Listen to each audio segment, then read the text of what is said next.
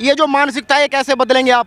ये देखिए पूरी की पूरी पन्नी, इसमें बताइए कौन सी पूजा की सामग्री थी, इसमें बताइए कौन सी पूजा की सामग्री थी, इसमें बताइए कौन सी पूजा की सामग्री थी। ये तो खाली पन्नी है ना, ये खाली पन्नी भी लोग यहीं पे फेंक गए। मैंने दोस्तों यमुना घाट पे मौजूद हूँ, नवरात्रे खत्म हो चुके हैं। आप मेरे पीछे देखिए, पहले तो जो ये गंदगी का अंबार लगा हुआ है, जितने भी लोग हैं, पॉलीथीन हो, प्लास्टिक हो, सब पूरा का पूरा यहाँ पर फेंक दिया।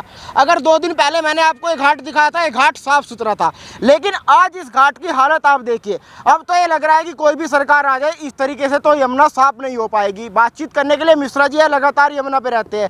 क्या कहेंगे मिश्रा जी, आज ये जो हाल हुआ है यमुना मैया का? मैं तो फ्रेंड्स ऑफ यमुना फाउंडेशन से हैं। हमने कल सुबह ही जो यहाँ पे एक संस्था के साथ में मिल के जो हमारे सदस्य हैं उन सभी ने यहाँ सफाई की। हमने जितनी भी पॉलीथीन पड़ी थी वहाँ पे डाल दी। लेकिन जो लोगों का व्यवहार है वो दिखा रहा है कि वो माँ को स्वच्छ निर्मल चाहते ही नहीं है। अगर उन्हें रोका भी जाता है तो उन्हें लगता है कि मान सम्मान कम कर दिया हमने। एक सज्जन आए थे कल मास्क लगा के और उन्होंने पूरी की पूरी पॉलीथीन डाल दी। तो मैंने उनसे कहा कि भाई साहब आप आए तो अपने शरीर को पूरा सचेत करके आए कि धूल मिट्टी कुछ भी ना जाए। लेकिन जब आप माँ से पूजा करके कुछ याचना करने जा रहे हो और उनके बदले में आप उन्हें पन्नी तक दे रहे हैं, कह रहे मैंने नहीं सोचा। मैंने कहा आपको खुद सोचना चाहिए कि माँ अगर हमारी इस तरह से हम करेंगे तो वो कैसे स्वस्थ रह सकती हैं। और हम अपने आप को स्वच्छ रखना चाह रहे हैं, हम माँ से आशीर्वाद लेना चाह रहे हैं। तो ये गलत बात है लोगों की। दिल्ली वासियों को जागरूक होना पड़ेगा, सोचना पड़ेगा कि अगर इस तरह से वो गंदगी करेंगे तो माँ कभी भी निर्मल नहीं हो सकती। बेशक कितनी भी सरकारें, कितनी भी इसमें ऑर्गेनाइजेशन मिलकर काम कर लें। तो इसलिए दिल्ली वासियों को सोचना होगा और उन्हें अब जागरूकता दिखानी पड़ेगी कि जो भी पॉलीथीन लाएं वो पॉलीथीन को साथ में लेके चले जाएं, क्योंकि यहाँ पे इतने सारे डस्टबिन भी नहीं। जागरूकता आएगी कैसे? नजारा तो आप देख सकते हैं, वो डस्टबिन भरी हुई है, पूरा कूड़े का अंबार यहाँ लगा हुआ है, वो डस्टबिन भरी हुई है, वो डस्टबिन भरी हुई है। अगर किसी को रोकते हैं तो कलेश हो गए आज। जी बिल्कुल, मैं यहाँ पे देख रहा हूँ लगातार कि लोगों को समझाने के बावजूद भी अगर यहाँ पे सरकार वास्तव में संवेदनशील है यमुना को लेके तो उसे कुछ ऐसे यहाँ पे पुलिस वाले निर्धारित करने पड़ेंगे, चिन्हित करने पड़ेंगे कि वो यहाँ पे शाम के समय खासकर ये प्रक्रिया होती है तो उनकी 4-6 घंटों के लिए ड्यूटी लग जाएगी। तो जब खाकी वर्दी होगी तो यहाँ के जो लोग आएंगे और यहाँ पे कुछ नोटिस बोर्ड भी चिपकना चाहिए, जिससे लोग, कई बार होता है कि उनके दिमाग से निकल जाता है, वो पढ़ेंगे नोट तो उनके दिमाग में आएगा। तो इस तरह का नोट कूड़े दान में भी लगा हुआ है कि कूड़ा यहाँ डाले, लेकिन कूड़ा डाल कौन रहा है वहाँ पे? बात ये भी है, देखिए कूड़ादान भर गया है। क्या जिस संस्था ने, जिस सरकार ने लगाया है, क्या उसे खाली करने की योजना रोज बना रही है? नहीं बन रही। तो जब वो भर जाता है तो कुछ लोग जो सही होते हैं उसके आसपास, लेकिन जब वो हवा चलेगी तो जाएगी कहाँ? माता में ही ना। तो इसका क्यों नहीं 2 घंटे के बाद में, 4 घंटे के बाद में सफाई होती? तो इस तरह की लोगों को मानसिकता भी तो बदलनी चाहिए। देखे ये जो मानसिकता है कैसे बदलेंगे आप?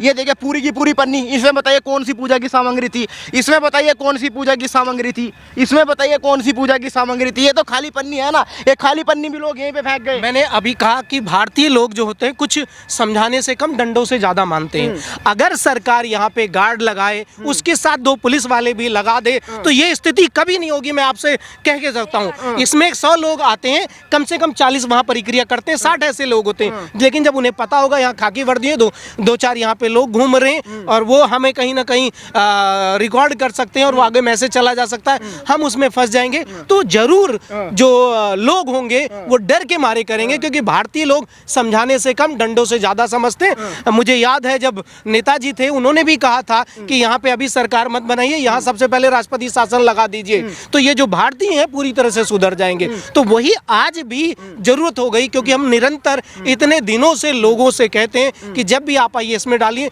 बट वो हमसे ही उलझने के लिए राजी हो जाते हैं ताकि, और वो कहते हैं मैं दिखाऊं आपको। मैंने कहा दिखाना था तो माँ को दिखाते कि हाँ मैं आपको पसंद करता हूँ, आपके प्रति मेरी स्वच्छता सम्मान है और मैं उसको अपनाता हूँ। लेकिन ऐसा भाव उनमें नहीं दिखाई पड़ रहा। 9 दिन तक सभी ने पूजा की, व्रत रखे, लेकिन आगे यहाँ पन्नी फेंक गए। ऐसे पुण्य मिलेगा माँ यमुना को? कभी नहीं मिल सकता भाई। आप जिस माँ से आशीर्वाद चाहते हैं उस माँ को ही आप पॉलीथीन जैसी चीज देके जा रहे हैं, जो कि सरकार ने कहा है कि इसे किसी को नहीं मिलना चाहिए। आप माँ के देके जा रहे हैं, ये पानी कहाँ से तक जाएगा? और जब पानी प्रदूषित होता है तो पूरा वातावरण प्रदूषित होता है, क्योंकि वही पानी जाता है हमारी फसलों में, वहीं से फसल पैदा होती है, फसल दूषित होंगी। यही जब पानी निकलता है तो वायु में घुलता मिलता है, तो इससे वायु प्रदूषण भी होता है। तो ये लोगों को सोचना चाहिए। केवल ये मान के चले सरकार करेगी, ऐसा संभव नहीं है।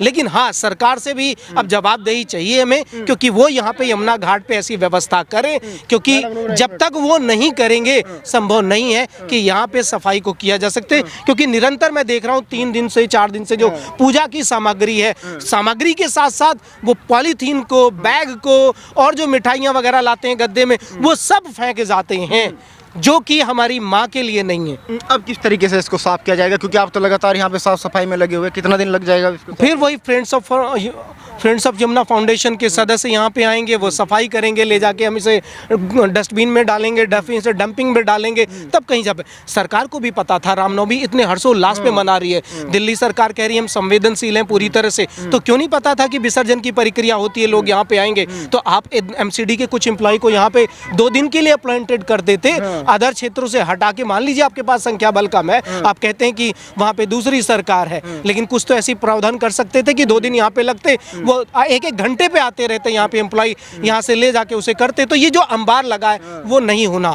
तो दोनों की ही भागीदारी होनी चाहिए, तभी संभव है कि सरकार भी अपनी जिम्मेदारी निभाए और लोग तो जागरूक हो ही, क्योंकि लोगों से ही ज़्यादा होता है। तो मेरा विनम्र निवेदन है दिल्ली वासियों से कि अगर वो चाहते हैं कि मां निर्मल स्वच्छ हो, तो उन्हें सरकार के साथ सहयोग में खड़ा रहना पड़ेगा, अपने दोनों कंधों को साथ लेके चलना पड़ेगा, तभी संभव। एक तरफ सरकार हो और दूसरी तरफ जनमानस हो, उन्हीं की भागीदारी से। नहीं तो संस्थाएं आती हैं हम जैसी काम करती हैं, कब तक काम करेंगे हम? जब हम देखेंगे कि लोगों के विचारों में ही परिवर्तन नहीं आ रहा, वो रोज यही कर जाते हैं, तो कहाँ संभव है हम सबके लिए भी कर पाना? तो इसके लिए सरकार को एक यहाँ पे योजना बनानी पड़ेगी। योजना का मतलब है कि पुलिस वाला, अधिकारी, एमसीडी के कर्मचारी नियुक्त किए जाएं, वो यहाँ से उठाएं और उसे ले जाएं। आपको नहीं लगता कुछ ऐसी व्यवस्था की जाए जिससे ये सारा का सारा वेस्टेज है, कोई गड्ढा वगैरह खोद दिया जाए, कुछ ऐसी व्यवस्था कर दी जाए, ऊपर आदमी 2 गार्ड बैठा? मैं अगर कहूँ तो यहाँ डस्टबिन नाम के लिए लगा पड़ा है, क्योंकि इतने डस्टबिन में आप कितना कूड़ा डाल देंगे? एक सीमा है ना। अगर गवर्नमेंट ने यही किया होता कि 2 दिन के लिए यहाँ बड़ी ट्रॉली लगा दी होती, तो ये जो गड्ढा आपको कूड़ा दिखाई पड़ रहा है डस्टबिन भरने के बाद में, क्या वहाँ लोग, ये तो दिखा रहे हैं ना लोगों ने वहां ले जाके डाला है। लेकिन अगर बड़ा डस्टबिन होता तो क्या ऐसी स्थिति होती? तो सरकार को भी पता था विसर्जन होने वाला है। जब आपको पता होता है कि महाकुंभ हम तो इतनी बड़ी लोग आने वाले, तो आपने उसकी व्यवस्था की थी ना। और इसी तरह से आपको भी पता है कि लोग यहाँ पे आने वाले हैं, नवमी खत्म होने, विसर्जन की प्रक्रिया शुरू हो जाएगी, तो क्या सरकार को यहाँ डस्टबिन नहीं लगाने चाहिए थे बड़े, जिससे लोग उसमें डाल देते? और ऐसा किया होता तो इतने बड़े पैमाने पर नहीं दिखाई पड़ती। तो चलिए दोस्तों, देखिए सवाल सबसे बड़ा यही है कि जो डस्टबिन है वो यहाँ पे कम पड़ गया है, लेकिन सबसे पहले जो सोच है वो लोगों की सोच को भी बदलना पड़ेगा। क्योंकि जो तमाम लोग आते हैं वो पूजा सामग्री इसमें डाल देते हैं, पन्नी है कि यहीं छोड़ के चले जाते हैं, उधर कोई पन्नी नहीं फेंकता। तो आप कितना भी काम कर लीजिए, कितना भी वो कर लीजिए, जब तक आदमी की सोच नहीं बदलेगी तब तक यमुना साफ नहीं हो